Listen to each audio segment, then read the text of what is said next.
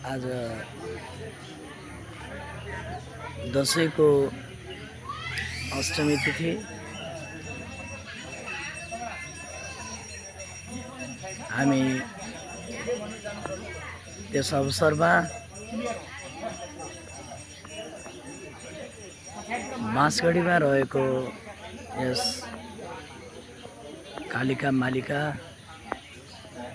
मन्दिर दर्शन गर्न आइपुगेका छौँ। यहाँ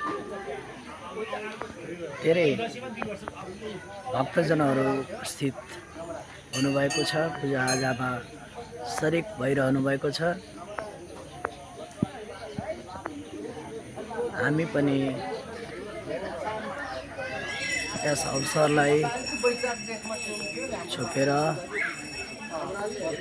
यहाँ आइपुगेका छौँ। अब हामी दर्शन गर्ने क्रममा छौँ।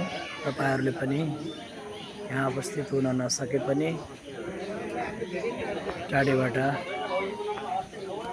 दर्शन गर्न सक्नुहुनेछ।